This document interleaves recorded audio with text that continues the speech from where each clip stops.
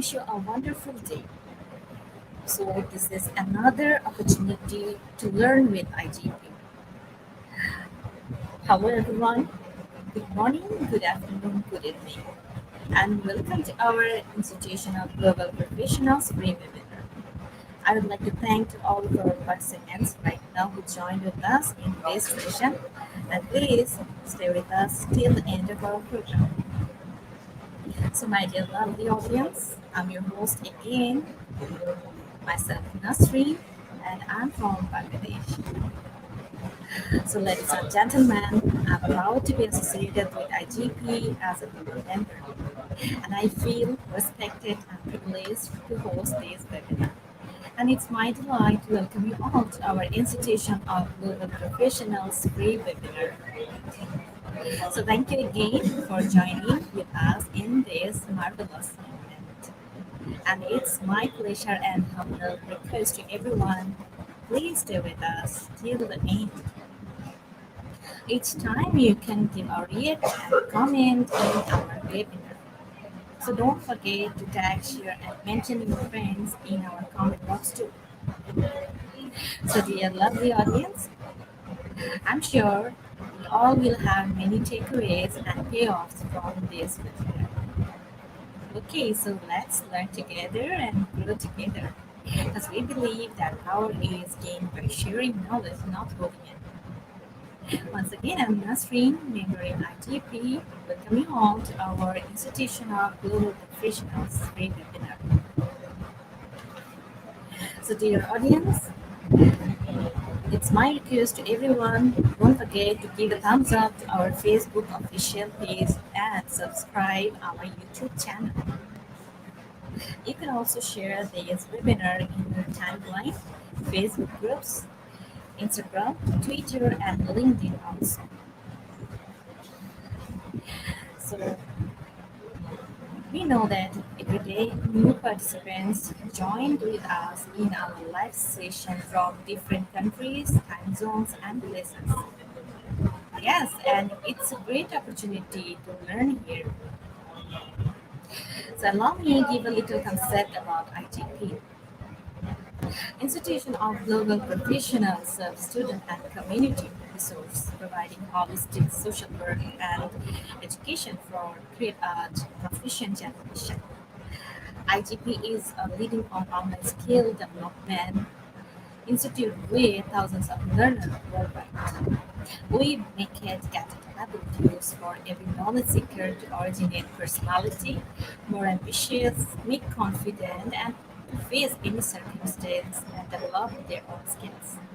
We are enforced with international recognition.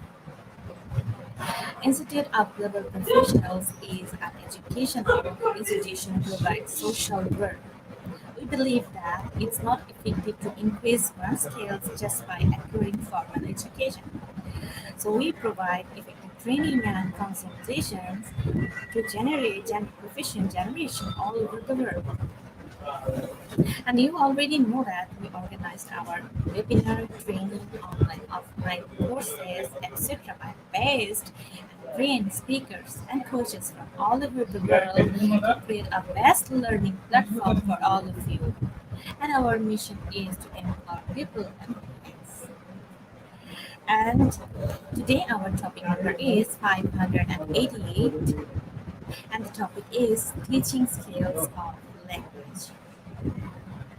So okay, let's start our program with IGP slogan or mantra, that is video skills. Okay, so before inviting our honorable speaker, let's check our comment box. Right now we have Sir Joseph Nanos Placer. We have Sir Nico Denas Miro. We have Ma'am Mer Fernandez Martin. Okay, sir. And we have Sir Juan, Sir Ike Adhikari, we have Ma'am Elvin Moon Montalvo, Sir Alex Javier Alvarez, and so many active participants who joined us. Thank you all again for joining with us, and don't forget to tag, share, and mention your friends in our webinar. Okay, so everyone, let's welcome our honorable speaker from India, Ma'am Dr. Anima Chakrabarti. Welcome, ma'am, to our institution of professionals webinar. Good afternoon. Good afternoon. How are you, ma'am? I'm good, thank you. Just waiting for you all to start. Yes, ma'am. So I'm sharing your PowerPoint slide, then you can start your presentation. Mhm.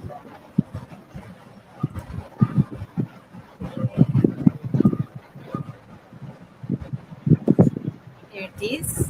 Can you see this, ma'am? Yeah, this is the topic for today, teaching skills of language. Can I go ahead? Yes, ma'am. Okay. Greetings to all of you who are listening, and I hope we enjoy the session together.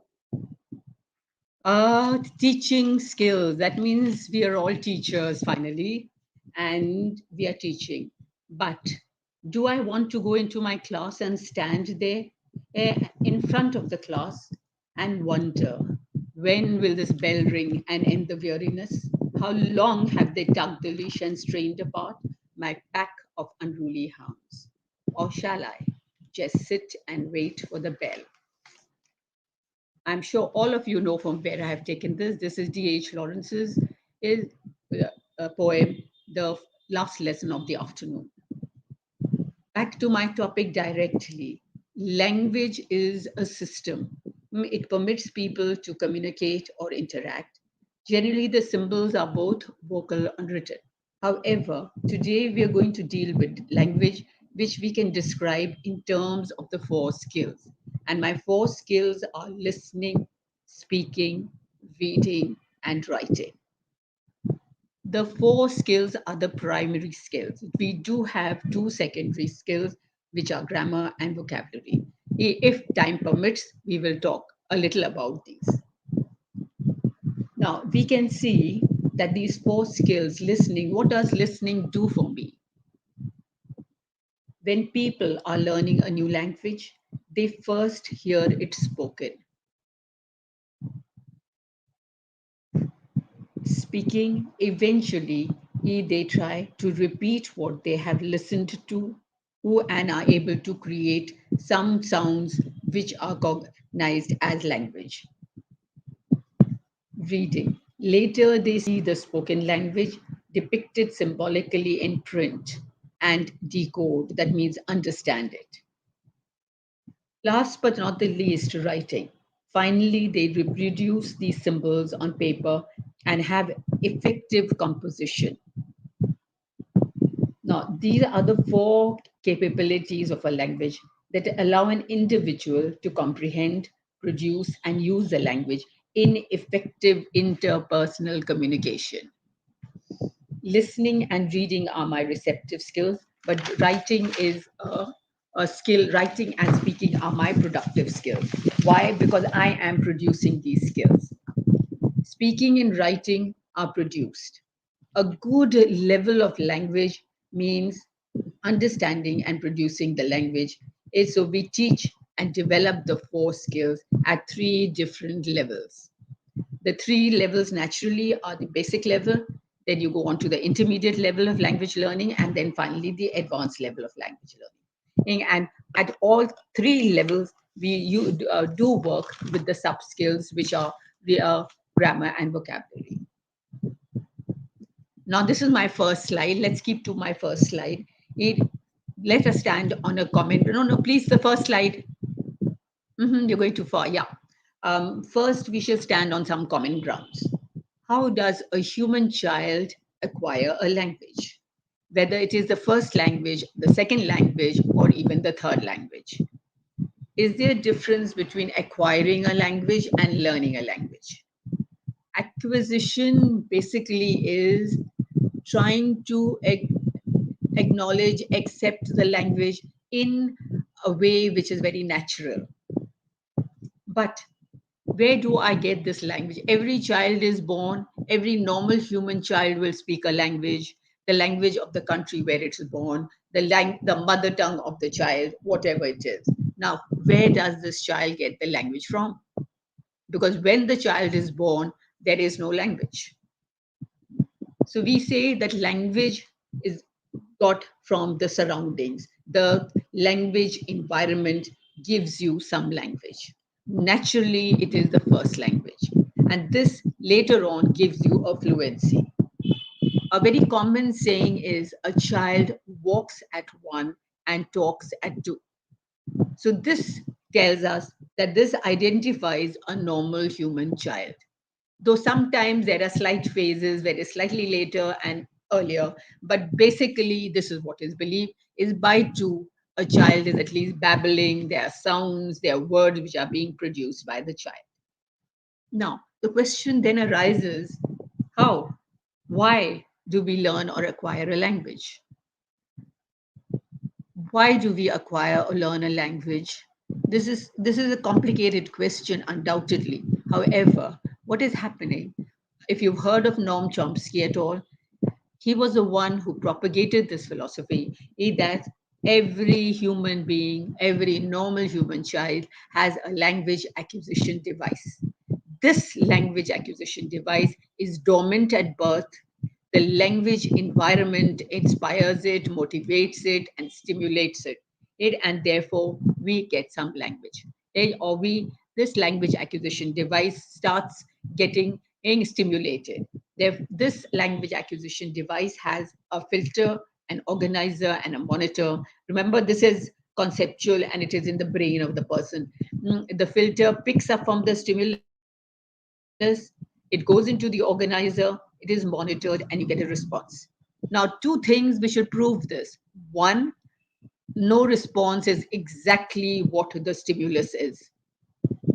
Now, this you can see with the child in the primary class to the child at the senior most formal education situation, because what is being taught in the class, what is being said in the class is not 100% what the learner says or does.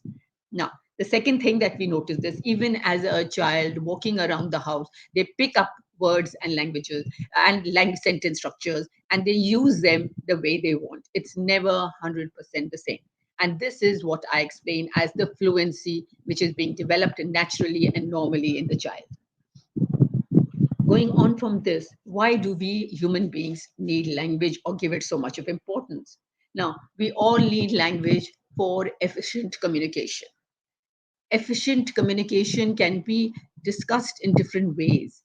Whatever subject you study, whatever emotion you want to express, whatever information you want to give, you have to give it in language.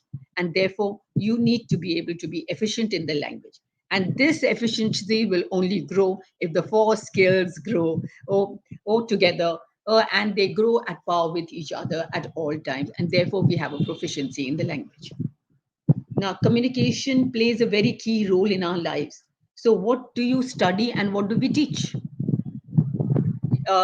We all go to different language classes. In the school curriculum, there are language classes. There are literature classes in that language, in the first and the second language. It, the linguistic aspects that we learn are the listening, speaking, reading, and writing aspect. Listening, the teacher speaks in the language. Speaking, when you're asked to respond in the language. Reading, you have a reading material or reading text. And writing, all examination is evaluated through writing. And therefore, all the four skills are required. And in order to be proficient in these four skills, naturally, I need structure, which is my grammar, and I need vocabulary. Vocabulary also develops with time, with age, with exposure, through reading, through people we are talking to in that particular language. Whatever be the second language or the first language, the vocabulary will naturally improve with the exposure to the language. There is another thing that comes in. If I say linguistic aspects, I have also paralinguistic aspects. The paralinguistic aspects generally are gestures, signs, symbols, body language, through which we understand what the learner is trying to grasp, the learner is trying to say, the learner is trying to communicate. Therefore, moving on from this, there is a purpose in our communication. We learn. This means we acquire knowledge of not only ourselves, but also of others and other things. Then we learn to relate. That means we establish and maintain a relationship. We influence, implying we control and manipulate. We play, that means we enjoy. And there is a form of entertainment which all of us are exposed to today, and very largely so. And then finally, there is also this language to be able to help others, to console, or to minister to others. Now, which very naturally, this will take me to my first skill, listening. But before we go to listening, let's look at two or three things. See, the first thing that comes into my mind is, what is the goal of teaching in a second language or a first language? What is our goal basically? It is our aims and objectives are again effective communication. What is the nature of language? Now, if I'm going to teach a language, I must understand the nature of language. What is this language? Is it all structure? Is it functional? Is it all interaction? Very naturally, through the times from which the language has come in, people looked at language being very structural, therefore grammar was given importance. Then it became functional, so it was the occasions on which we needed the language. Then it became more interactive, and therefore there were different reasons why the situation in the language changed. How do we teach a language? All of us probably who have been exposed to teaching language at some time in our lives, we know there are different methods that we use. But can we follow any one method? And to name some of these methods, let me say we have the grammar translation method, we have the natural method, we have a situational approach, we have an ordolingual approach, we have a community language teaching, we have a total physical response, we have a silent way, suggestopodia, communicative language teaching, and an electric approach. Now, don't get frightened with these terms. They are terms, and those of us who go into any kind of training are exposed to these things and the way language is taught through these methods. Naturally, we take into account why are we doing it, why are we using a particular method, what is the nature of language, and what we believe about a language. It's the belief that we have or our system has, and that we take into consideration before we decide a method. But do we always use these sort of conservative methods? A good teacher will probably evolve or develop his or her own method. Why? Because naturally you are responding to live students and learners, and these live students and learners as we naturally have different requirements, and due to their requirements, hence we change the way. Now, what do I change? I change the activities that I give them to be able to teach, to be able to learn. I am using as a teacher these activities so that my learner is able to develop in that language in the different stages. Okay, how do you learn a language? As I've said already, we give a lot of importance to the human brain for studying or learning or acquiring or growing in a language. Now, naturally, we have to think of the psychological aspect too. What do we take learning to be? Is it all behaviorism? Is it change in behavior all the time? Is it cognitive? Is it cognitive? So it depends again on what you and your system actually believe it to be. Yeah, and that is how we are able to teach the language. How do you divide this process of teaching a language? I cannot give a compact syllabus from the time the child is born to the time the child leaves the formal education. Very naturally, that formal education has been divided up. From the basic level, we go into the basic level, we go into the basic level that teach the language as a second language, as a first language. We teach the urban areas, the rural areas, they're taught differently. Similarly, when we go into the intermediate level, is it only the urban and the rural areas or different countries that make a difference? It depends on different situations that you are faced with. And finally, advanced education, and where we need all of the language. At every level, we need more language. At every level, we need more syntax. At every level, we need more vocabulary, or which we later will call morphology. And therefore, we study the language. Now, there is one question that may be arising in your mind. Can first language and second language follow the same procedure? A lot of countries where they have their own native language, obviously there is a first and a second language. Well, to a very large extent, yes. The language exposure may be very different or much less in a second language. However, the teacher in the classroom has to create this environment in the classroom so that there is enough exposure for the learner. Now we are going on to the first skill that I'm going to discuss with you, and that is listening. Mm, Now, all of us, or a lot of us, will think that we naturally listen. So why do we need to have specific, classes for listening? What is it that can cause a problem?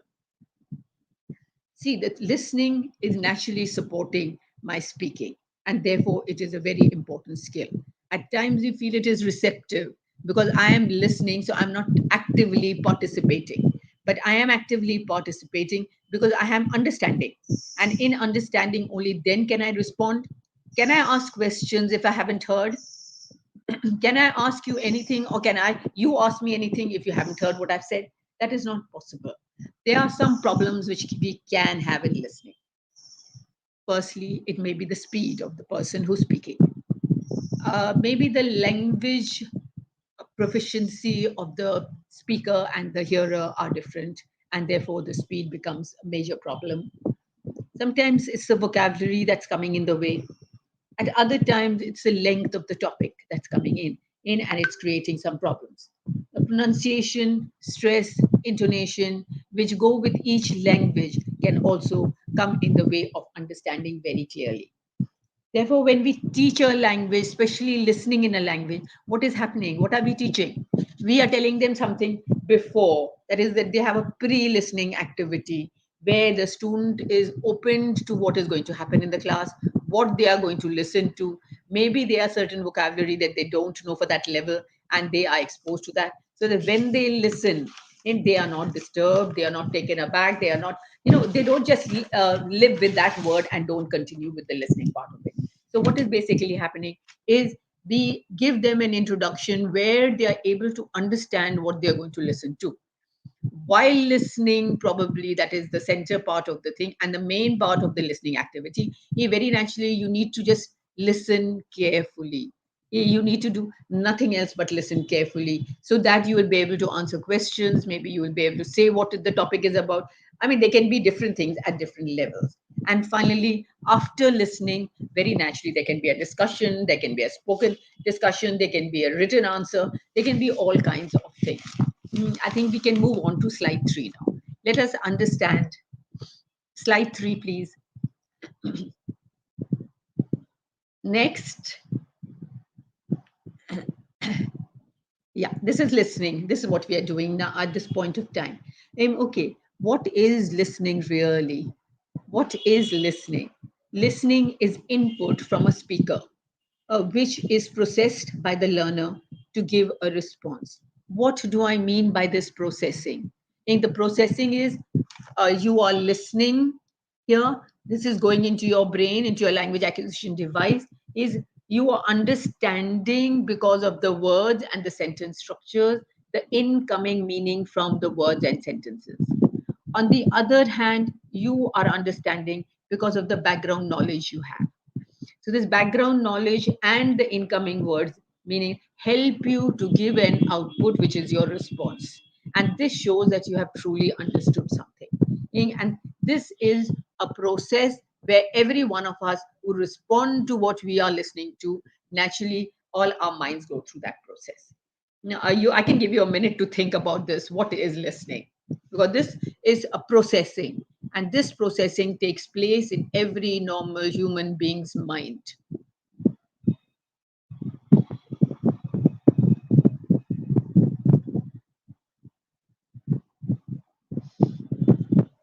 Okay, can I proceed, please? What are the 4 simple steps leading to the process of listening?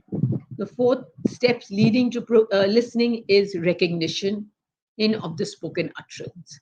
Now, if I am a young child, just 1 year old or maybe 2 years old, how do I understand what my mother is saying? How do I understand what people around me are saying? So there is some amount I am recognizing. I'm recognizing a particular utterance. I am recognizing sounds and symbols of food. So I am recognizing the utterances. Then as I grow older, it is more continuous stream of speech that I'm understanding. Then this the context I am understanding after that. And then there is an application of language knowledge. As we grow still further, it is naturally the knowledge I have in the language that helps me to develop my listening skills. What are the mechanics of listening? Recognition of sound, the nuances of language, and the stress and intonation. Okay, recognition of sound. Have you noticed that a young child, untutored, uneducated, not gone to school yet, still differentiates by the time they are 2 years old sound, which is noise, the whistle of a train, maybe the traffic on the road, maybe the sound even of music, to language being spoken, or to the parents speaking to that child. If there is the difference in recognition, which you can see from the gestures or the facial expressions of the child. And this starts very early in life for every child. Okay, what do we really do? Enabling. What are the enabling skills of listening? Sometimes I'm predicting. Can I know everything? Can anyone know every word? Can anyone know every sentence that exists in the language? No. Sometimes I'm listening to that language, those words for the first time. Very naturally, what am I doing? I am predicting because of the context. Then I'm getting the general picture. I am coming out with some meaning. There may be some information. And then sometimes, if I'm of a higher level, I will naturally infer opinion or attitudes moods of the person who is speaking to me. Then, are there any categories of listening? Yes, listening and making no response. I'm sure a lot of us do this a lot of time. For example, when we watch a serial or we, listen to some music, we may start singing with the music, but that is not responding to it.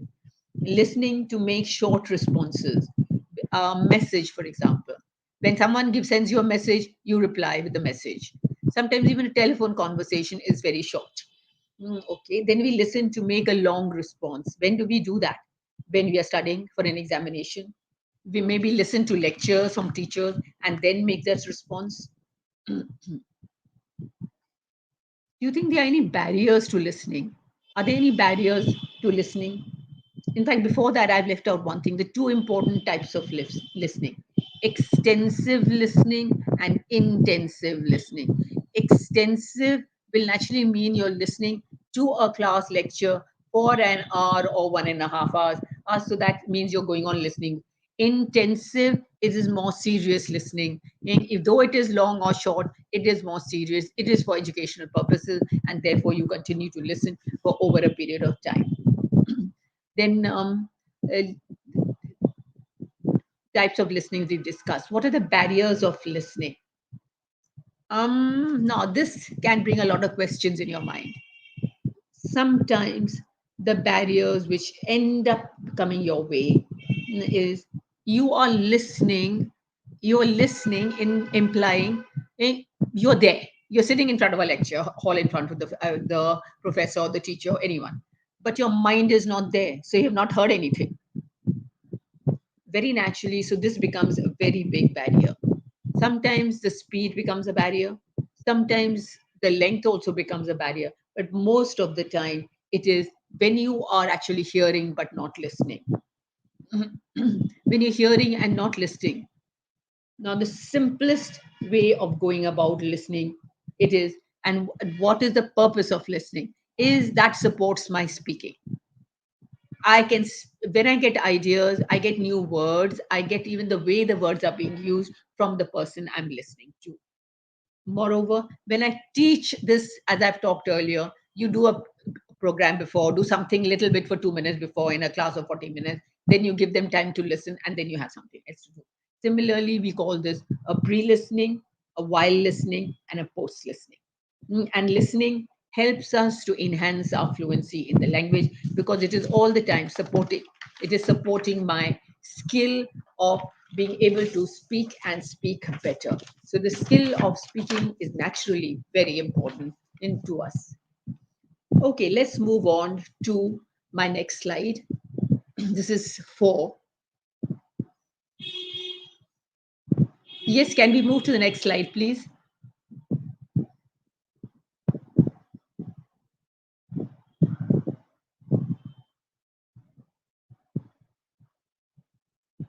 Yeah, then please move on to the next slide. This I have given you a text. Yeah. This I've given you a text. This is a listening activity. Discriminate sounds that change meaning. You are going to listen to me in a minute, but please go through the text, and if you can and find things that are incorrect, please make a note of them. I'll give you a little time for that. I'll give you 30 seconds.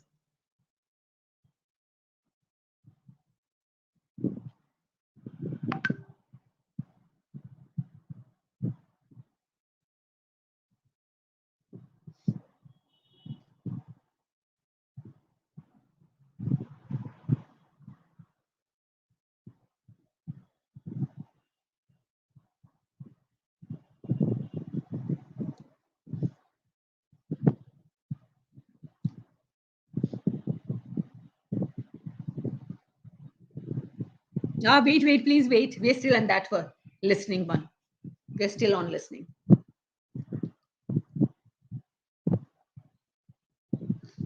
Okay. Can I read this out to you now? Now you'll probably be able to tell the mistakes far more easily. Maya goes out one day to do her shopping. At the supermarket, she looks carefully at the prices. Now, price has been written there. Prices. Can you tell the difference between the two? Prices and price. So the sound of the word will tell you on all the packets because she is a good shopper, not hopper. She is a good shopper. She buys some bread, some meat, and some beans. She is in a supermarket. Please remember, not bins, beans. This will be BEANS. She buys some cans, not canes, CANS cans of milk and some liver. You can't buy a river, liver for the cat. At the display counter, now Maya is a girl, she is given some cheese. It's a new kind, but she doesn't like the taste, not test, taste of it. And taste is TASTE. It's too mild. She decides to buy BUY some chicken soup SOUP, not soap SOAP, because it's a cold day, COLD, cold day. Her basket is now full FULL, so she goes to pay PAY for what she has in her basket. She doesn't have to wait long, LONG. So very soon she's on her way, WAY, home to prepare her evening meal, MEAL. Did you hear? If you heard correctly, you'd have found around 10 mistakes.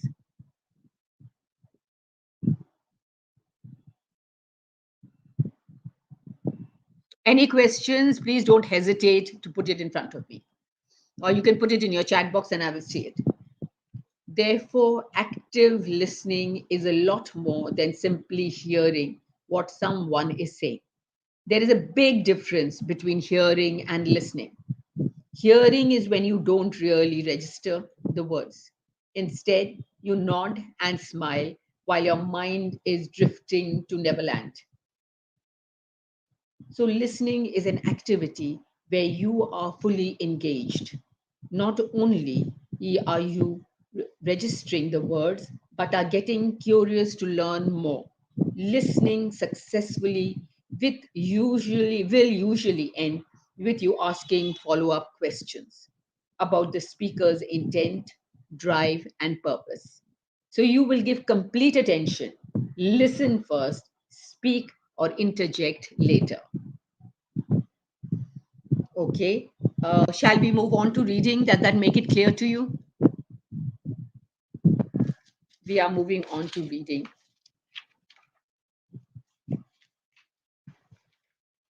Now, teaching reading.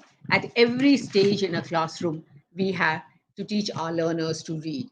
And therefore, the mechanics of reading are very important. That means they have to recognize the symbols. But this is a very simple thing to do.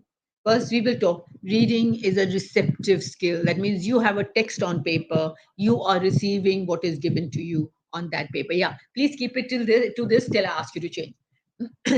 Mm, Reading is a receptive language skill which includes the three levels. At every level, the learner needs to be able to read a more complex text. Then we get the primary direct meaning from the words and the sentence structures. We get what the writer is trying to say to the reader without actually stating it. That means we read between the lines. We analyze what the writer says or means at the advanced levels.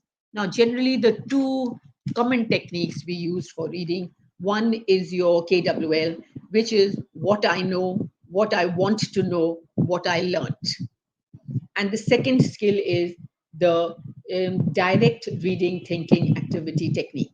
The direct reading thinking activity technique naturally is at the advanced level where you are learning to read better.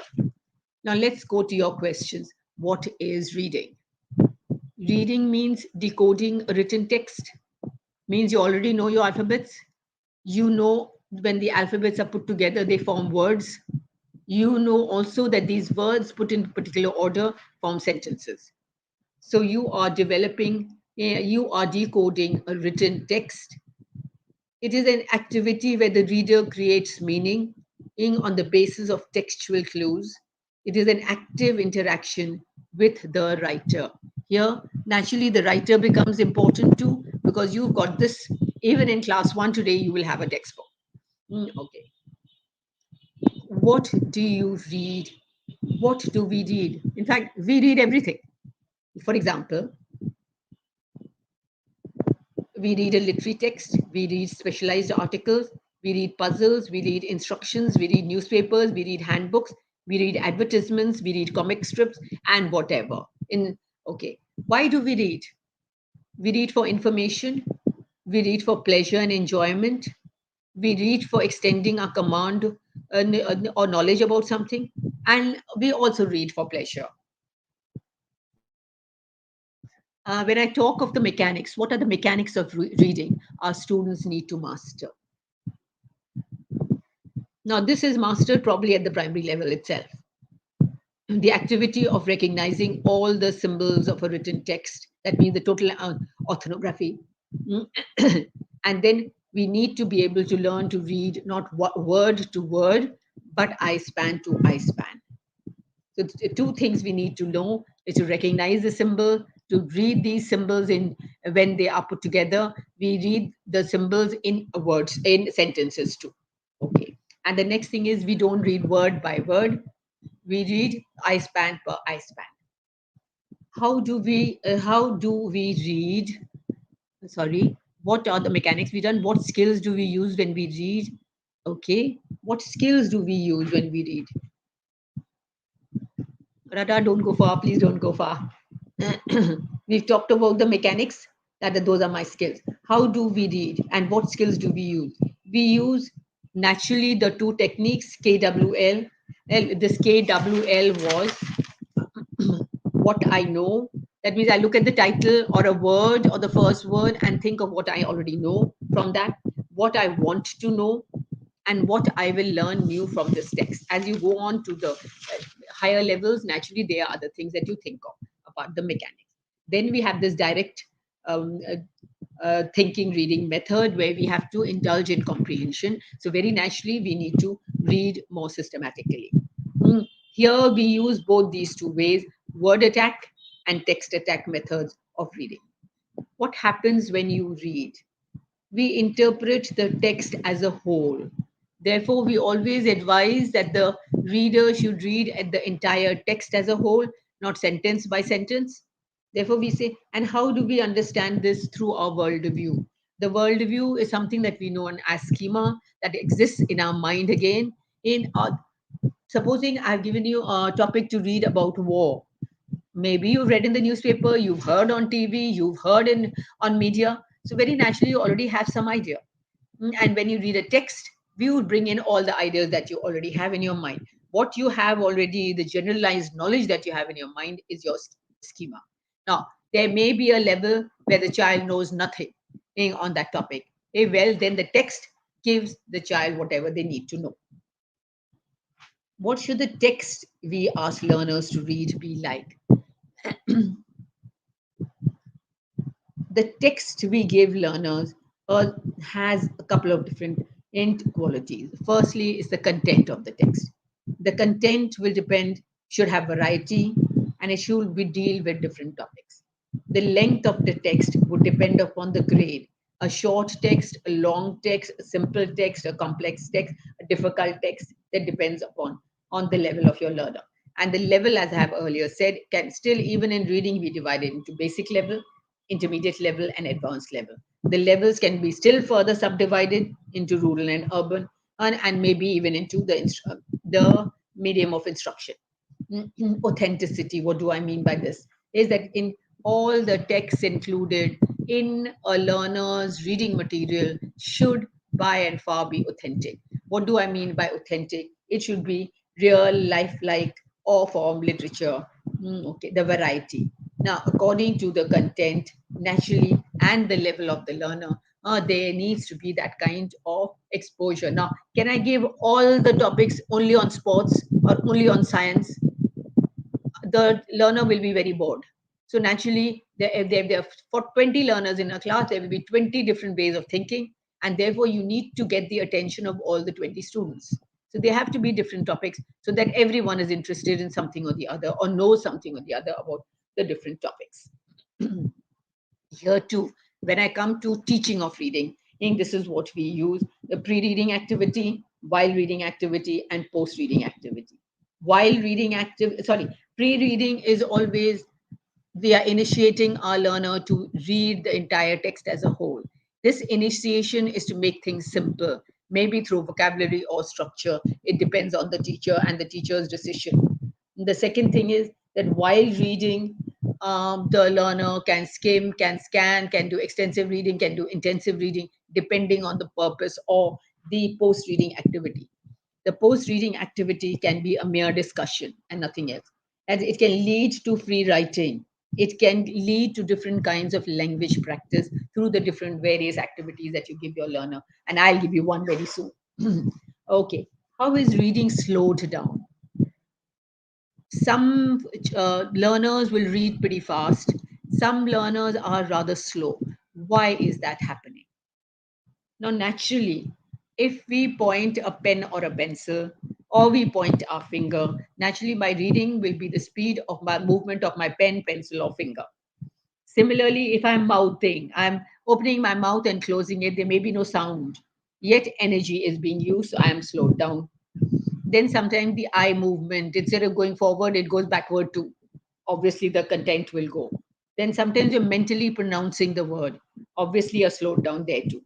And this regression and backward movement, these are the 4 or 5 situations which we should help our readers to avoid so that they are able to read at a normal pace. Now, this normal can vary from learner to learner and stage to stage. You cannot help this.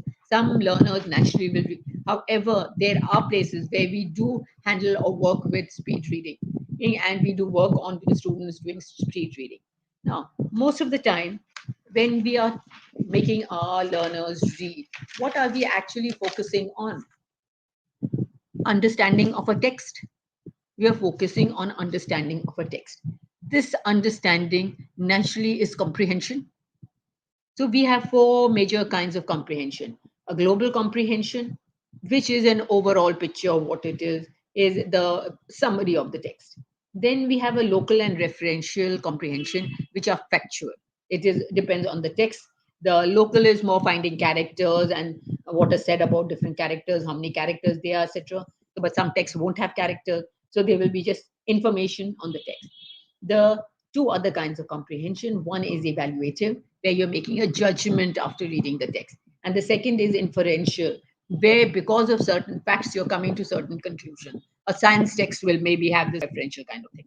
And so very naturally there are different levels of comprehension, and the different levels of comprehension are either given mixed up or are taught to you separately when it's being taught. However, if you give a language exam, if you go and give a TOEFL or an IELTS or something like that, maybe you'll have all 4 skills coming in at the different reading passages. Now, if you go on to the next slide, which is probably 6, there's a reading text I've given you. Please go on to the next slide.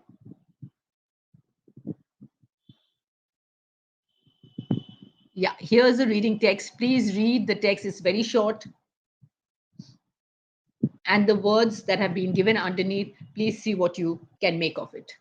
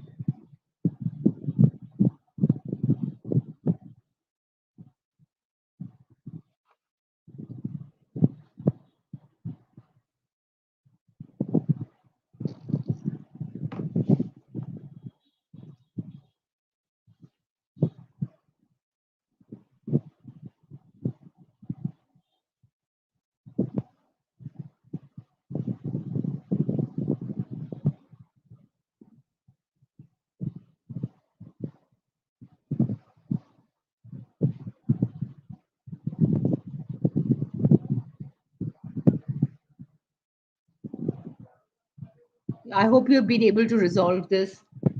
Let's do it together. Here are expressions from the text. Give the correct meaning and 2 reasons why you say so. The first word was pacing. The meaning of pacing is walking impatiently. Why do I say this? Because the clues are the idea of waiting and then going round and round. So the clue is given to you, and therefore I say this is the meaning. Similarly, in the second word, fuming. Now you can see the fuming here in the sentence. What does it mean for you?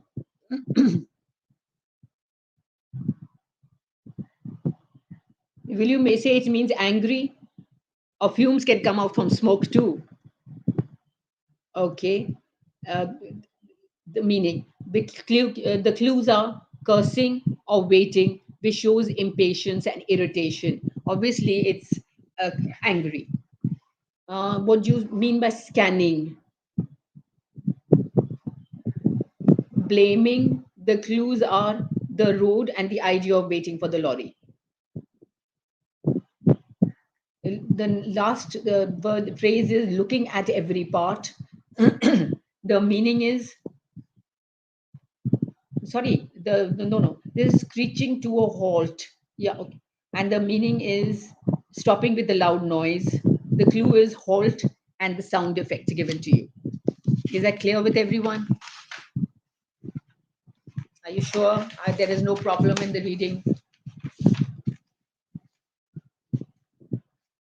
Therefore, when we read, you take your time to understand what the author is conveying with the words, whether it is a novel, online article, or a business report. It is important to take your time and make sense of the content. One reads to get a deeper insight so that one can draw conclusions. Now, the kind of questions that you can get after reading is fill in the blanks. You can get yes, no, not given, true, false, not given, matching column A with column B, summarizing, which is a kind of fill in the blank, finding headings for each paragraph, then a multiple choice of different kinds. Then you can get diagrams, you can get tables, you can get a flow chart, you can get short answer type questions, you can get identification questions, you can get paragraph titles, you can also get a long answer type of questions. Therefore, here what happens while reading, the keyword and synonyms play very important part in understanding of reading. With this, shall we move on to speaking?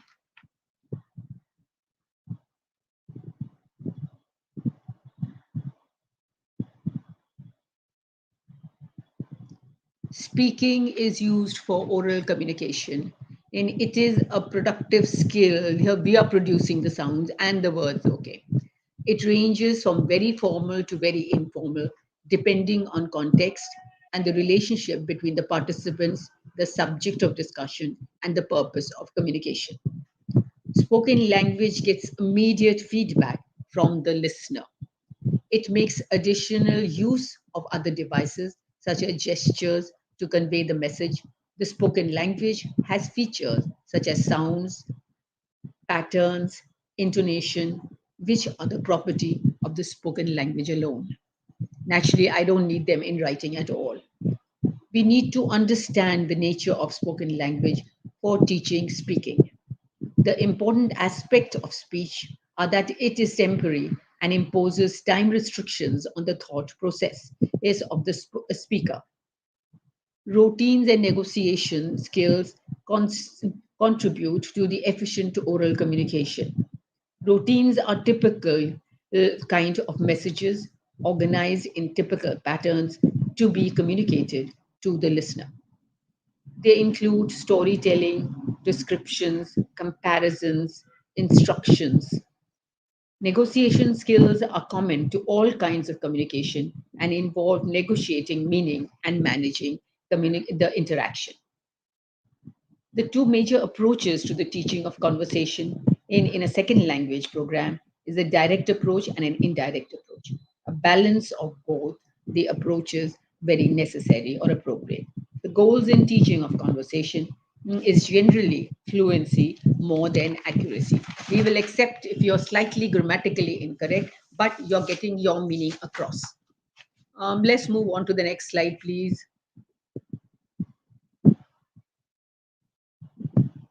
Yeah. Let's understand speaking. What is speaking?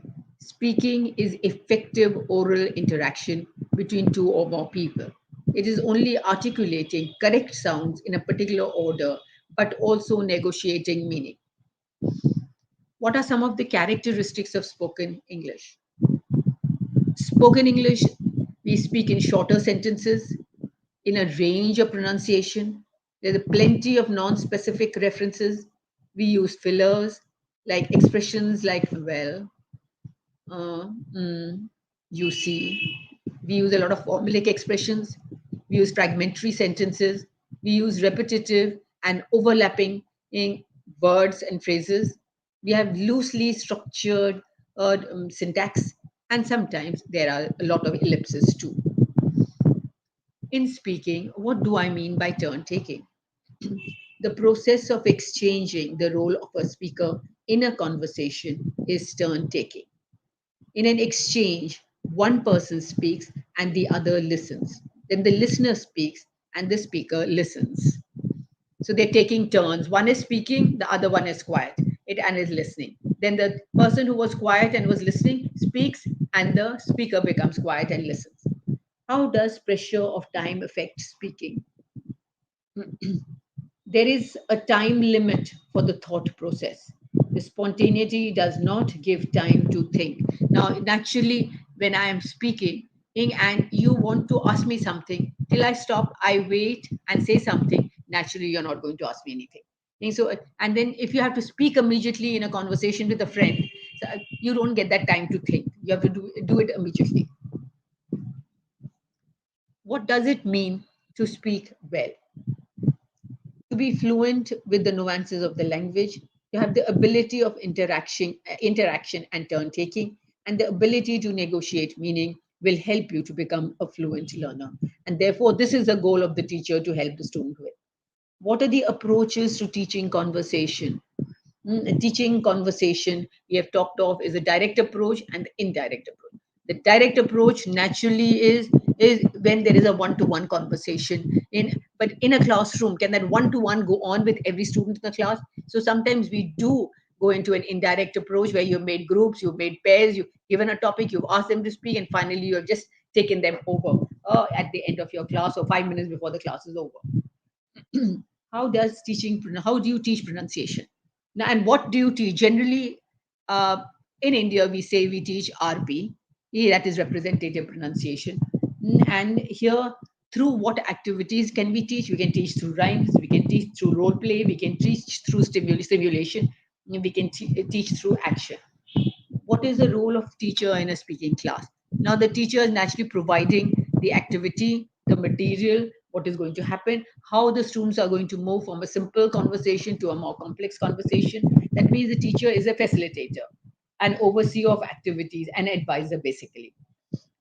What is the significance of listening in speaking? Okay, sounds are being heard and transitional into speech, and one is not possible without the other. Okay, now once again here too, what is the role, the approaches of teaching conversation talk, but going back into from a teacher's angle, you have a pre-speaking, a while speaking, a post-speaking. Now pre-speaking is maybe the instructions you're giving, in the instructions and the way the learner is supposed to take it, the kind of arrangement you have made in the class probably. Then you're giving them the maximum time to be able to speak. So maybe you have got a cue card for them, maybe your class is more advanced, they don't need a cue card, so it's open speaking, maybe it's controlled, maybe it's open, maybe it's been monitored. So it depends entirely on you, the teacher, how you are handling that. Okay, now let's move on to the next slide, which gives you two very simple activities for speaking. Next slide, please. Yeah. Now, here they are to examine the tasks given below. One, which task would be useful for your classroom? Which task would be used with some adjustments? Which task cannot be used at all? And which tasks can be used in early classes and which can be used during later sessions? Task A, the class sits in a circle and introduces his or her neighbor as well as himself or herself. Now, here this class will have to be a little more advanced, because first you have to know how to speak about yourself. Then only can you speak about your neighbor. Then only can you form questions and ask your neighbor, unless the cue card the teacher has given are the questions that you ask your neighbor. How this A student will be able to formulate and ask these questions, get the answer, and be able to narrate it to the whole class. And similarly, the B student asks the same questions to A student. So this depends on when you want to really do it with your student. Okay. Task B. Students work in pairs. Each pair decides that they have in common. Each pair decides what they have in common with each other, different from each other, and they talk about it. Now, this is another activity where they're talking of what is common and what is not common. And there can be a list of maybe even three things that is common and three things that are uncommon, and then discuss them with examples, and then sort of bring them up before the class. Now, generally, what is happening here? The first thing that the student really would need to know is how to greet each other. Now, you'll have to differentiate between formal and informal greeting, how to use the formal structures, how to use the informal structures. Then there may be a certain process you want them to use. You want them to exchange names, you want them to exchange different things about the family, about the city they're living in, from where they have come. Or it depends again on the teacher, the kind of parameters you have supplied to your student that you want or you need them to know about each other. That will help you to go ahead and not have the students just stand and look at you.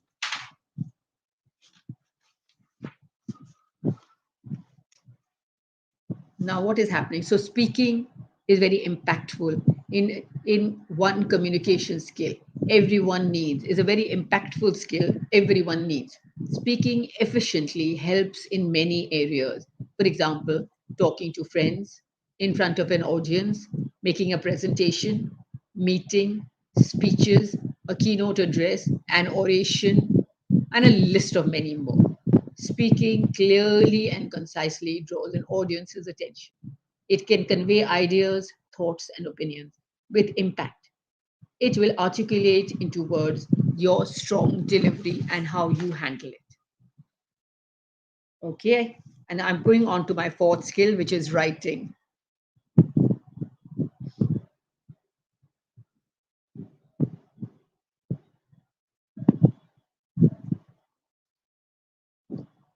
Writing or a written language is used for communication too. It is a productive skill of language and we are writing, maybe we can speak more easily, we can listen and understand more easily, but sometimes writing is a little more complex. Okay. The written language does not receive immediate feedback and therefore needs to be explicit as possible.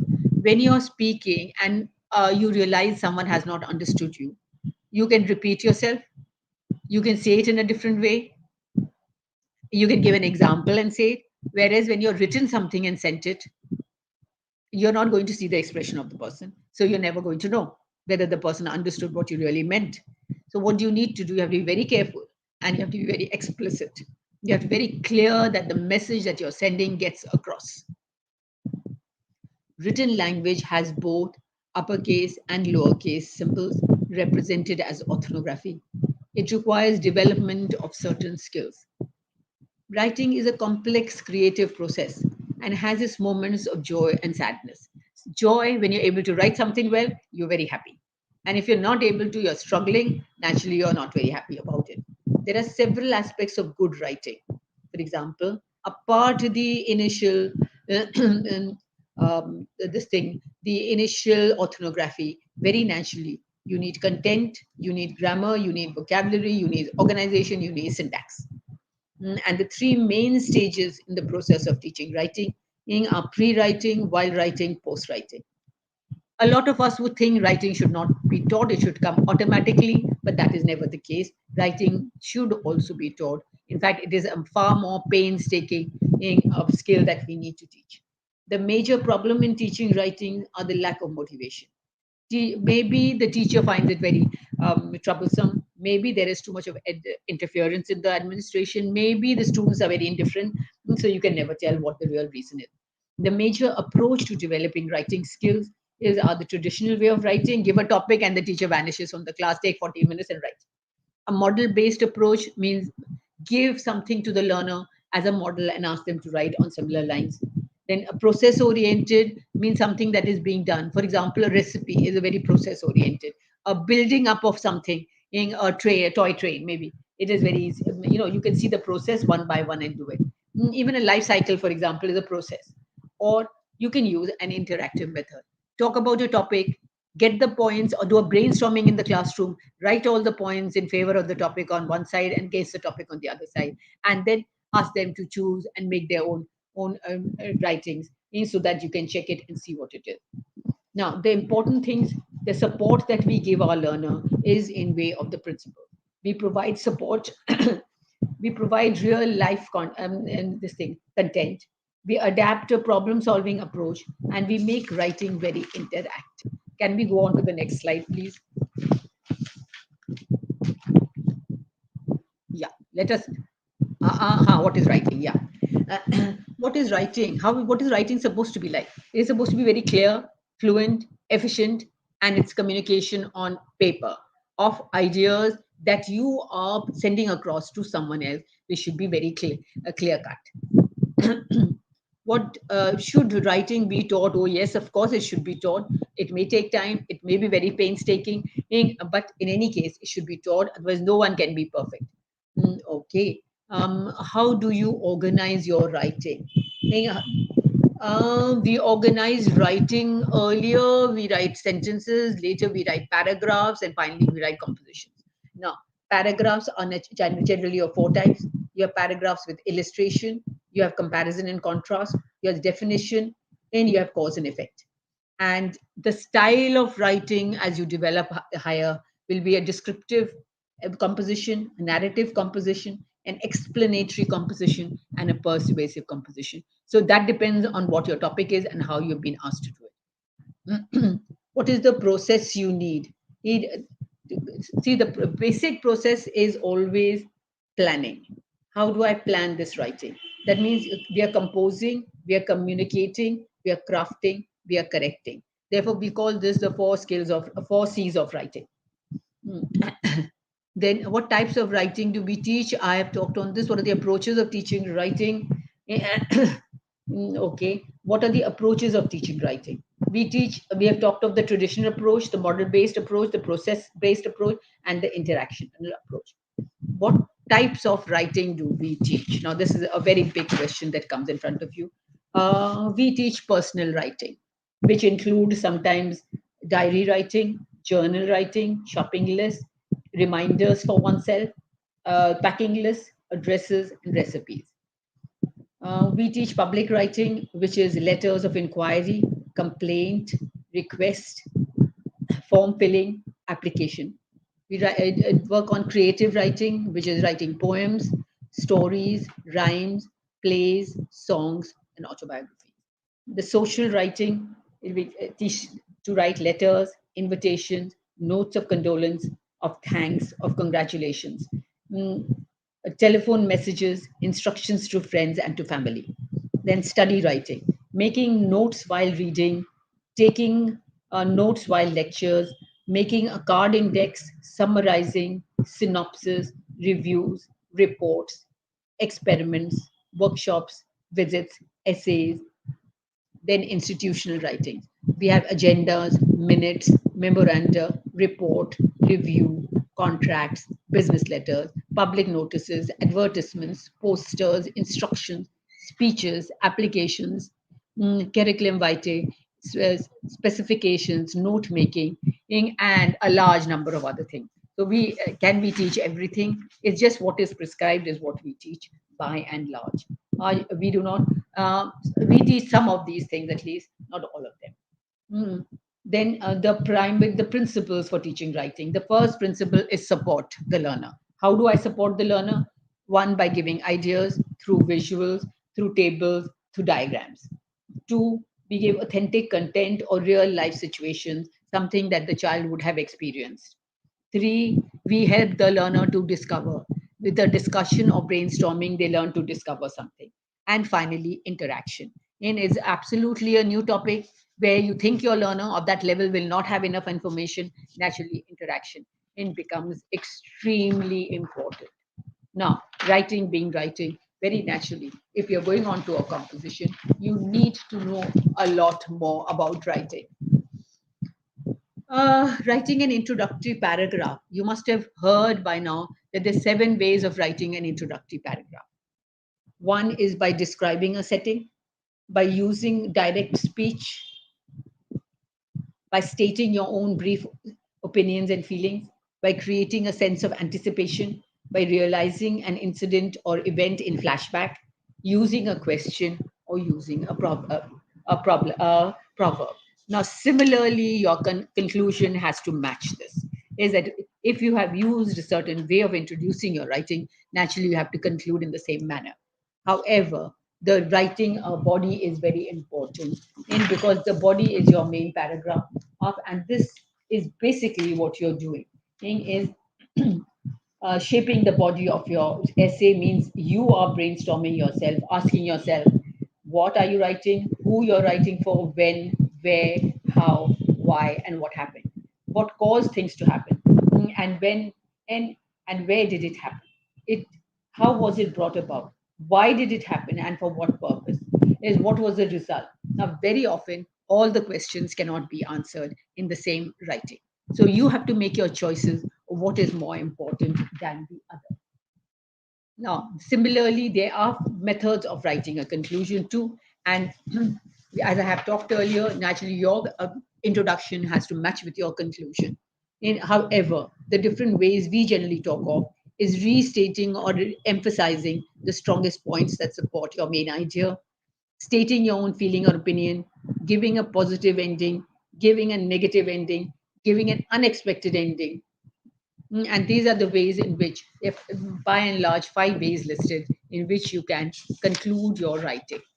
And they're different. If you have an argumentative topic, what you're going to do, and if you don't have an argumentative topic, what you're going to do. Okay. Thus, without proficient, without proficient writing, linguistic skills are incomplete. So one should know how to structure writing. Moreover, writing should be clear and precise, with the thoughts clearly expressed. Let's go on from here because I think I will soon be short of time. However, um, Okay, if you had to write something about my friend, can I give you 2 minutes to write? Just write down your points. I would like you to write along these lines. Follow the paragraph discussion. Each should begin with a general statement in and then move on to the specific. For example, your first paragraph, your introduction, should have a few sentences introducing the person by name. Your second should give a physical description. Your third should describe the preferences. Your fourth, you're touching upon personality. Your fifth should be your concluding the essay and stating your feelings towards the person. Remember, you are describing both the physical appearance as well as the personality of the person. And what is the most important impression you want the reader to have of the person?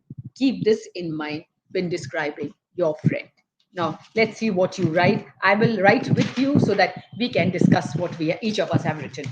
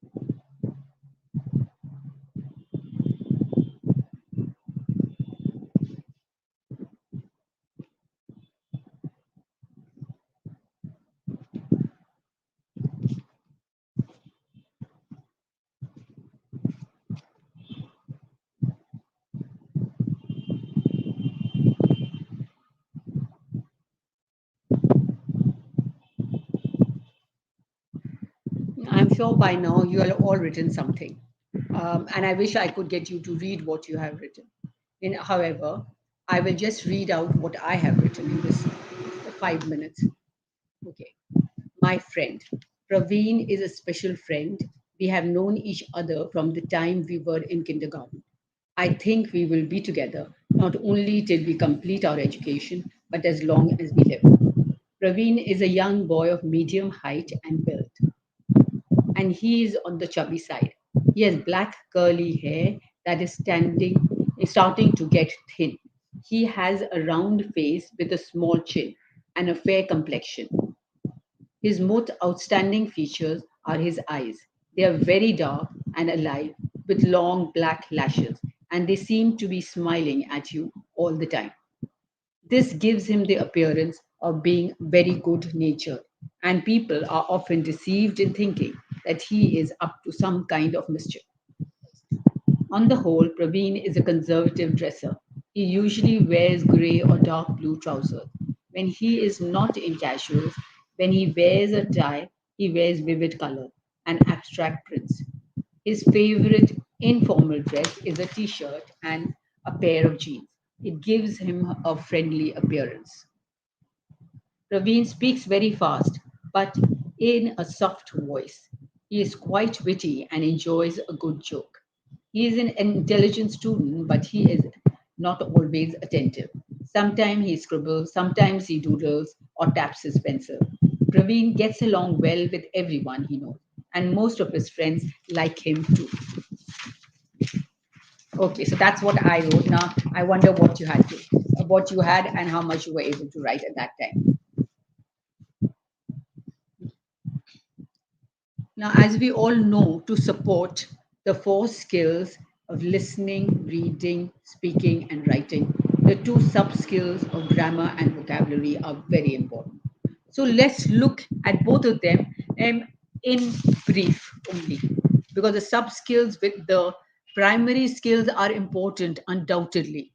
And the two sub skills are supposed to be built in.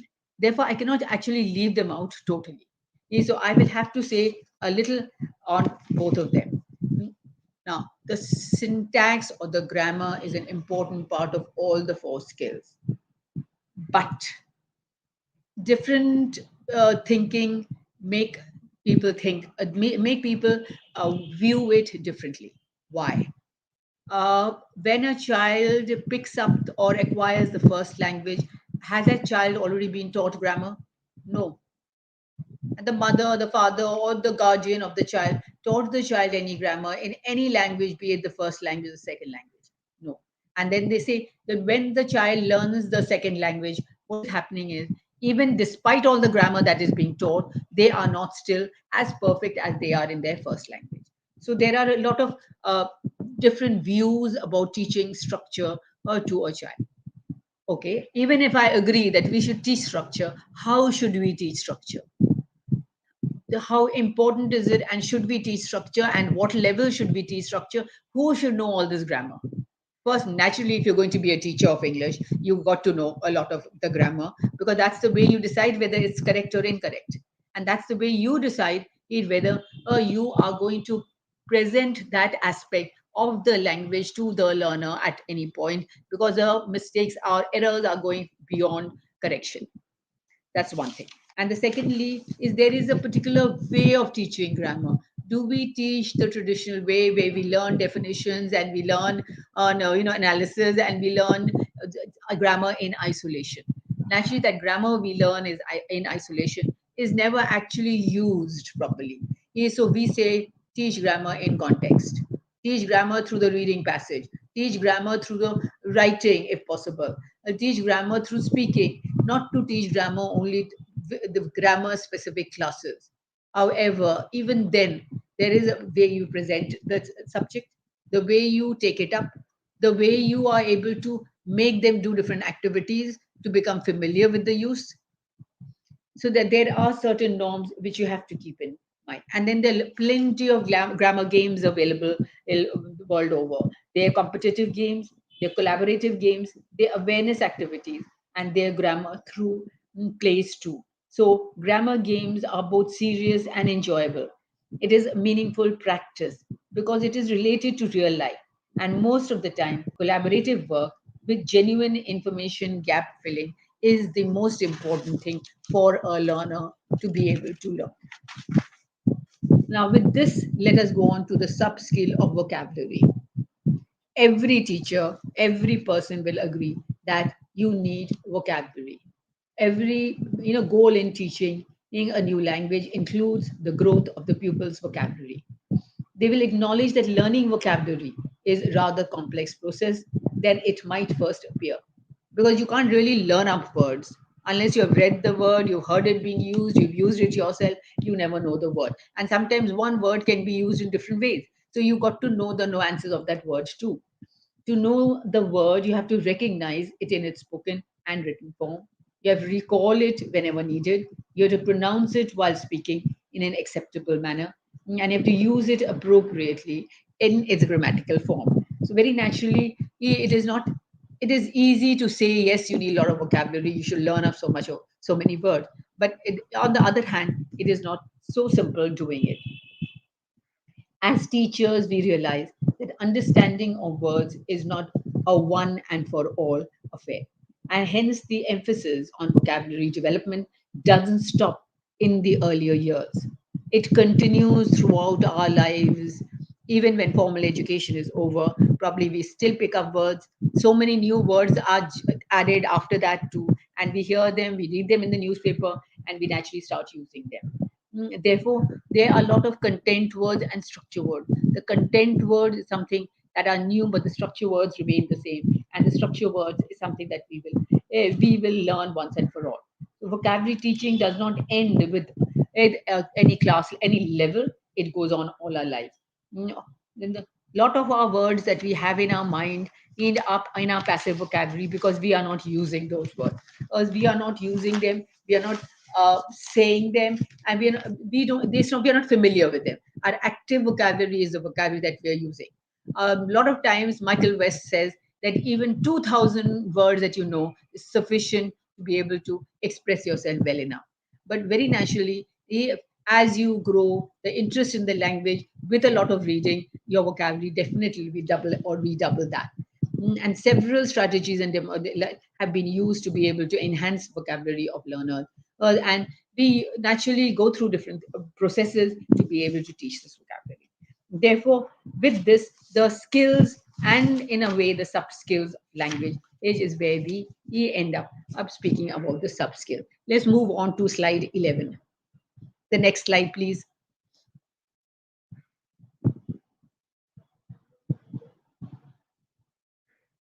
What is this? Okay, okay, we've done this. Yeah, please continue moving. Yeah, move on, please. Yes, yes. Yeah, can you please move on? No, no. Okay, now here it is. Okay, teaching. We've worked with writing, and now we're going to talk about teaching and learning. Everything one does in a classroom is based on what we believe about teaching and learning. So, do you agree or disagree with this statement? The most important person in the classroom is the student.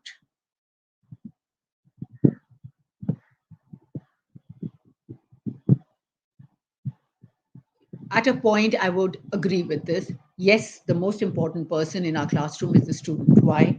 Because the student is learning.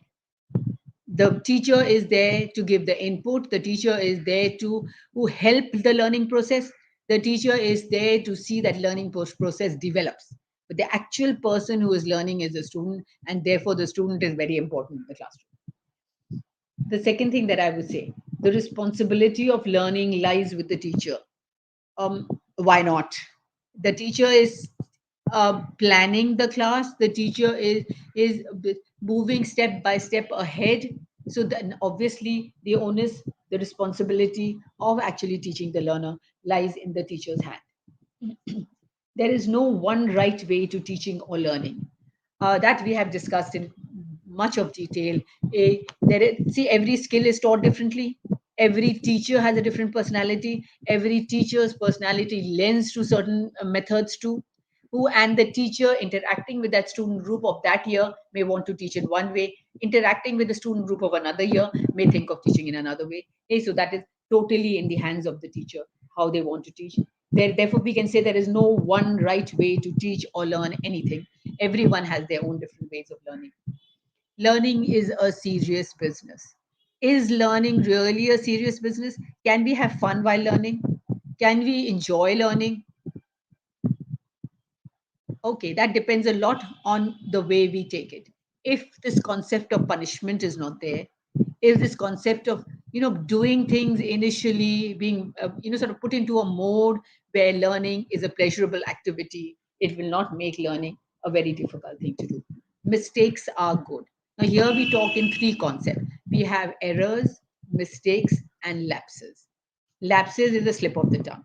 Now the two things that we need to deal with is errors and mistakes. Error is maybe at a point when you don't know any better, okay, and you need to be told. A mistake is showing you at the level at which you have reached, or showing the teacher the level at which that learner has reached. There's certain amounts of mistakes you made because of a level of maturity, and that learning will only come, or that correction will only come with maturity. So you are moving ahead. These mistakes tell the teacher or the person who is guiding that learner will learn gradually. No amount of punishment or no amount of red marks in the book are going to help the learner. The teacher's job is to teach the subject. Now, when I'm coming to a language class, what is the subject I'm teaching? I'm teaching my skills.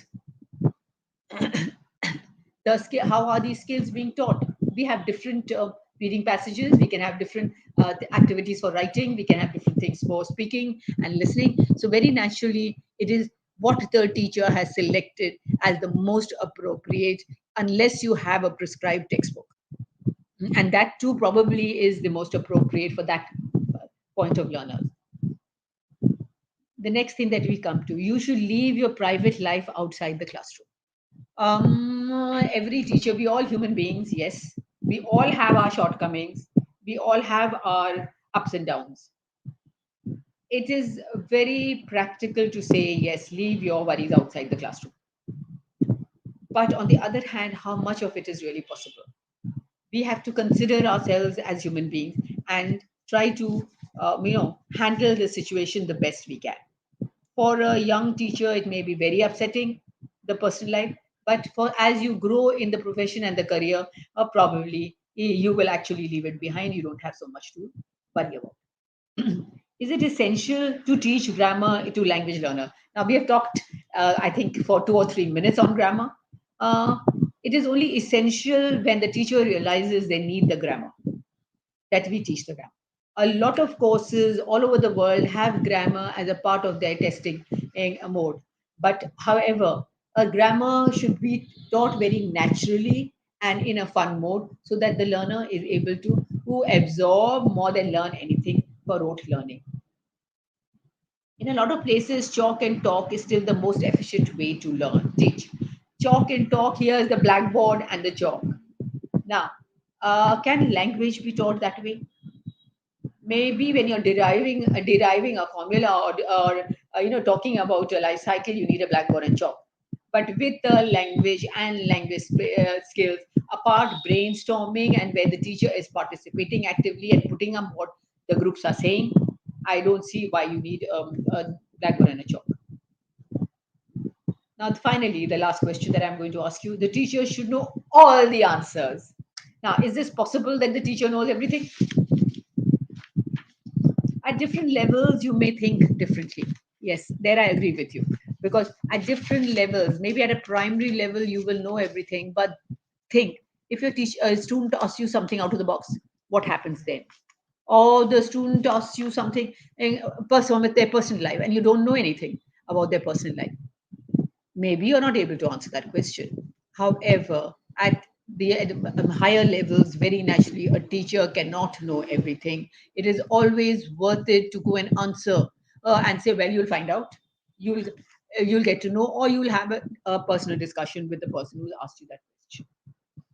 With this, finally, language skills are just as important in the 21st century Listening, speaking, reading, and writing are skills needed to navigate a changing professional landscape. The understanding may have changed, but the fundamentals remain the same. What we learn, whatever learning styles one has, whatever the nature of language is the key to acquiring and mastering a foreign language is practice and more practice. And with this, I end again with D.H. Lawrence. As I sit in the class, watch the people as they write. Their round heads busily bow, and one after another rouses his face to look at me, to ponder very quietly, and seeing he does not see. And then he turns again with a little glad thrill of his or her work. Turns again from me, having found what we wanted, having got what was to be had. Thank you. Now, all the questions you want to ask me, whether now or in the QA session, whenever you want.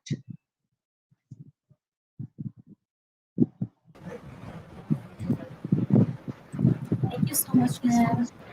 Yes, Thank you for sharing your very informative presentation with our participants, and we will come back with you in our QA session. So please stay with sure. us, ma'am. Thank you. Sure.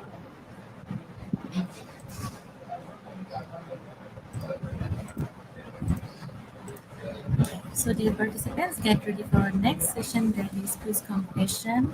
So don't forget to tag, share, and mention your friends in your comment box. After this short video, we'll start it.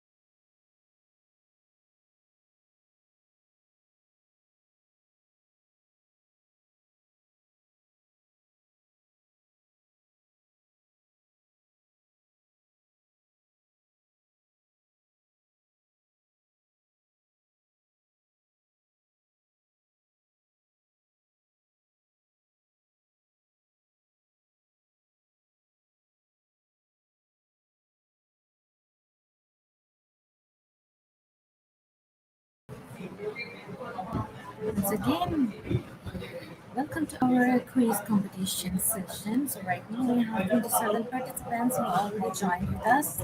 Thank you all for joining in this session. And let me tell you that you can see the join link in our comments. And also you can see the code that is given in our screen, that is IGP. So put your full name that will be printed in the certificates, quiz certificates, and also don't forget to mention and tag your friends in our comment box.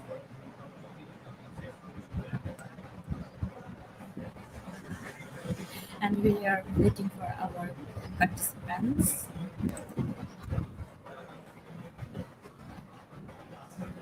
And today we'll provide 10 certificates to our top 20 winners. So it will be fun and exciting. So don't miss it. Join in this session.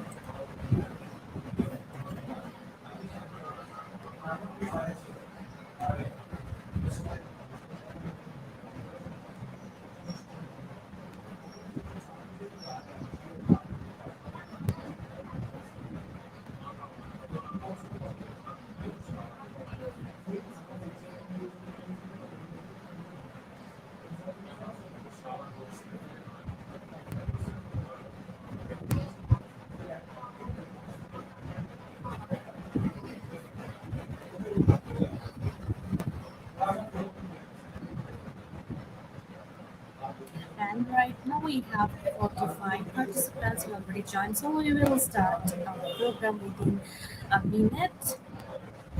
Everyone, so get ready. And also get ready with your question for our next session, that is Q&A session.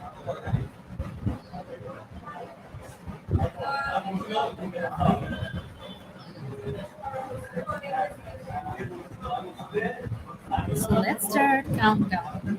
Five, four, three, two, one, and start it. The first question is communicative language teaching emphasizes writing. So it's true false. Is this true or false? You have to choose one option between these two.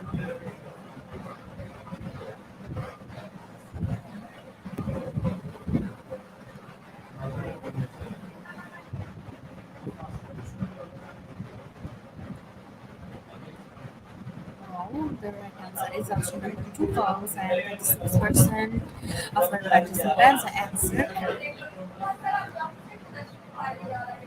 In this round, we have Sergio Valdez of his first position in our leaderboard, following Kiefer Rivera, following Sir Elon H. Brutus, following Garima Sharma, and Lambuzitius. So congratulations to our winners. Let's see the next question.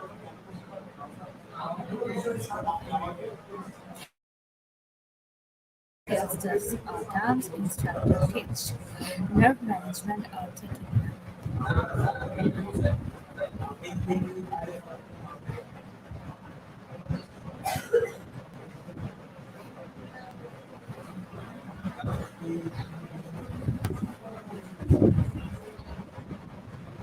So we have our right answer, that is nerve management, and 96% of our participants gets the right answer. So let's check the leaderboard. Once again, we have Sergio Garbaldesco so his first position in this round, following Kiefer Rivera, following Charlie Keller Mabuchi. We have then Sir Elan H. Reuters and Gloria Taylor. So congratulations to our winners. We are moving to the next question. Okay, again it's untrue false. Bilingual is one who possesses at least one of the language skills. So is this true or false?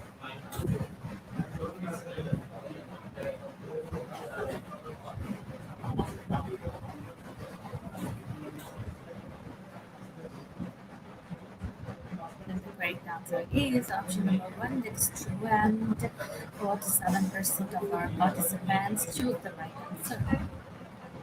Again, we have Sergio Gabaldescotos of this first position in this round. Okay, moving to next question. Teaching speaking requires careful planning beforehand or presentation, but not real action.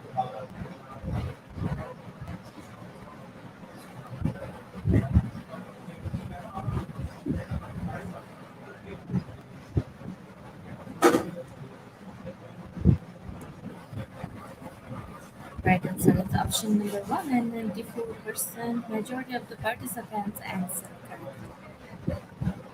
Still, Sergio Gabaldescotos leading on first position on the leaderboard. Let's see the next question. Are skills different than education? Yes or no? So what do you think? That skills different than education?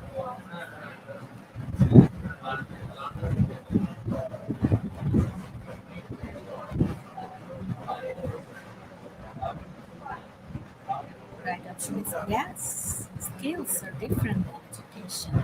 Okay, and 72% of our participants choose the right answer. In this round, we have Janeline Borja Mandal in his first position, following Ansona Yanchin, following Sir Linda Hilasibi Hispano, okay, Ma'am Melinda Sidney Hispano, and then we have Ma'am Romila Tienoyo and Ma'am Emily and so congratulations to all of the winners. Let's see the next question. Teaching a backflip would require manual guidance or mechanical guidance.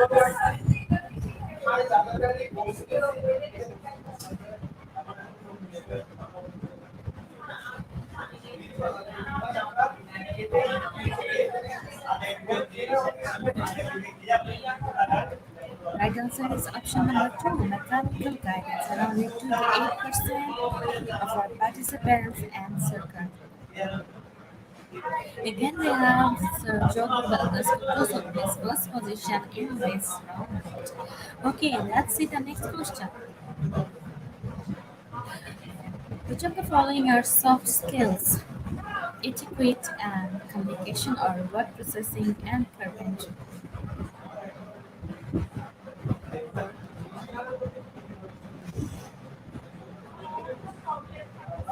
4 seconds left and time is up. The right answer is option number one. That is etiquette and communication. And 98% of our participants choose the right answer. We have again Sergio Bernardesco, so please first position in this round. Moving to next question. What are soft skills and what do they affect?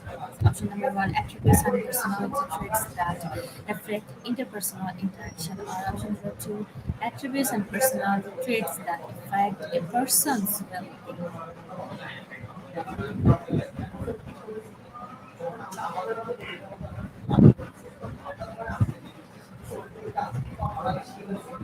Okay, the right answer is option number one, and 80% of our participants choose the right answer. Still, we have Sergio Berbaltis Katoso with first position in the leaderboard, following Ma'am Janeline Borja Mandalia, following Ma'am Emily Anfield, then we have Ma'am Jacqueline Bessa, and Ma'am Sona Miachen. So we are moving to next question, question number 9. What do colleges most focus on teaching? Academic learning and hands-on skills or academic learning?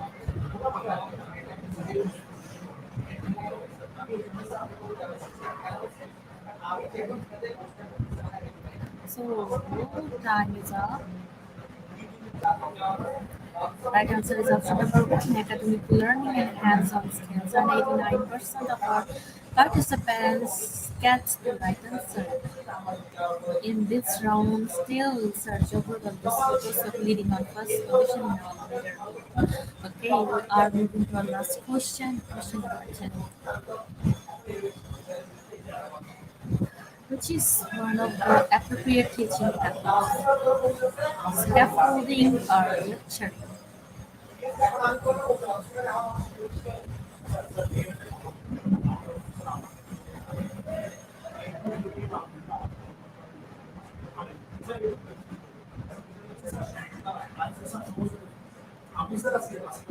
Right answer is option number one, scaffolding, and 56% of our participants answer correctly. Let's see our winners then. We have Ma'am Emily and Rifi who plays first position in our leaderboard. Congratulations. Following Ma'am Keva Rivera plays second, Ma'am Ramonita T. Salazar plays third, Ma'am Jigme Dorhe plays fourth, and Ma'am Manila Tiamana plays fifth. Let's see next name. We have Sir Alex Javier Alvarez plays 7, Sir Ricky Arcolino plays 8, Sir Jober Valdesco Tuso plays Sir Ricky Arcolino plays 7, Sir Jober Valdesco Tuso plays 8, Ma'am Jenny Borja Mandawi plays 9, and Ma'am Jacqueline Bessa plays 10. So congratulations to our top 10 winners. My dear valuable participants and winners, you will get your certificates from our Facebook official page after the program. Okay, so don't forget to collect your certificates. And now we will move into our next session, that is Q&A with our honorable speaker. So get ready with your question to ask our speaker. Meantime, don't forget to tag, share, and mention your friends in our comments. Please stay with us because we will provide our webinar code in the end.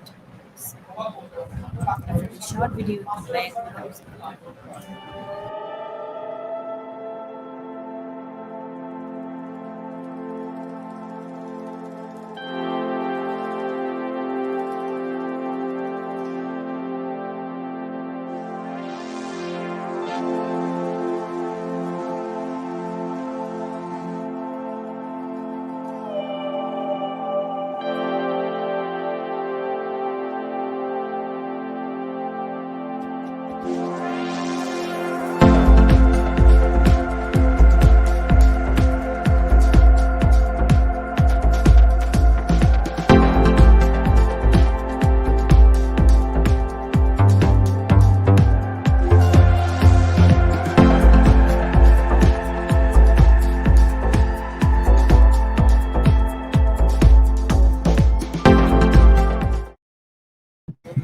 Once again, hello ma'am, in our Q&A Hello. session. Sure. So my dear lovely participants, dear knowledge seeker, please write down your question in our comment section.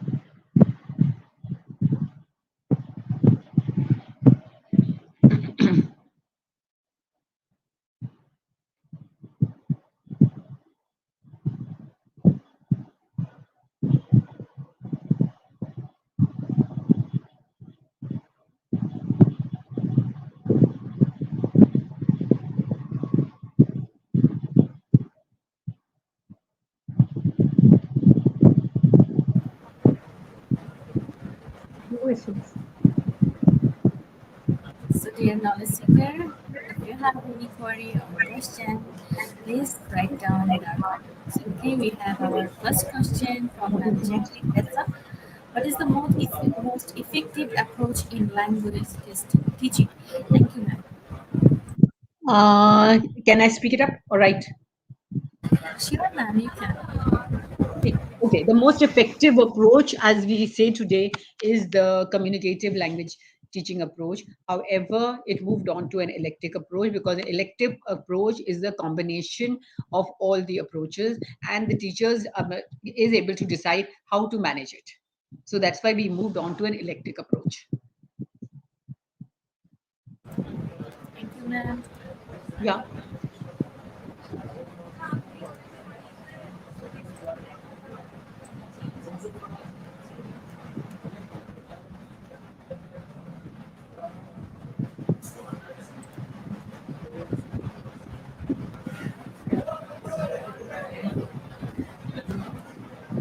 So, dear participants, we are still waiting for your questions. So, please. Yeah, I'm waiting for the second question. Yeah.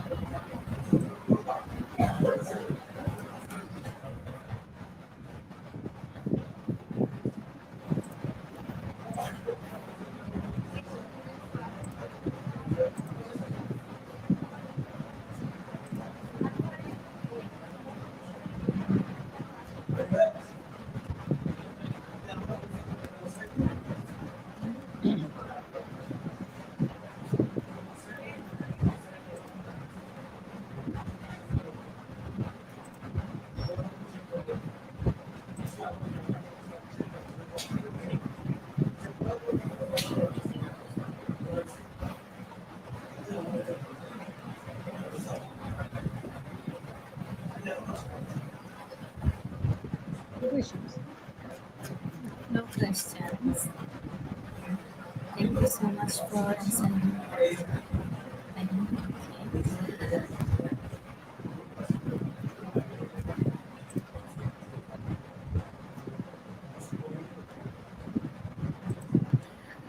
Thank you so much, ma'am. Thank you for coming in Thank you very GP's much. Yes. platform and sharing your valuable presentation with our participants. Thank you once again, and really we are honored to have you here. So, do you want Thank to you share very much. last words for our participants, ma'am? Pardon me? Ma'am, do you want to share last words for our participants? Could you tell us? I couldn't get your question. Can you hear me now? Yeah. So, ma'am, please share some last words for our participants. Last words. Okay. Listen, wanting to teach means experience in the classroom, hands-on work. And hands-on work obviously is when you're with your students, you will make the best decisions, means after you know the student. So good luck to all of you and do your best as teachers of a language, and especially a foreign language or a language where you need to teach the skills. Thank you. Thank you so much, ma'am. Thank you.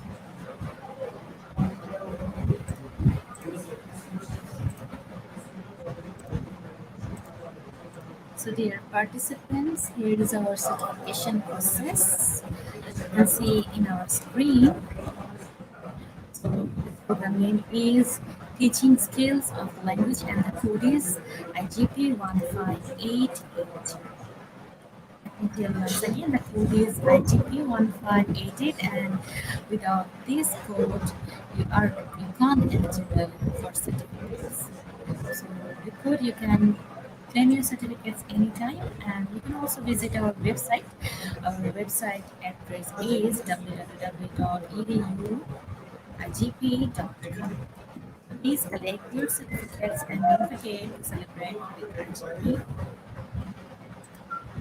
Once again, and thank you all of you for still uh, staying in this session right now. And we'll post our quiz certificates also after the program. Within 15 minutes, you'll get it, and don't miss it. So I'm inviting you again to our next session tonight. So till then, everyone, please take care of yourself, stay safe, have a great day to all of you. I'm Nasrin signing off right now.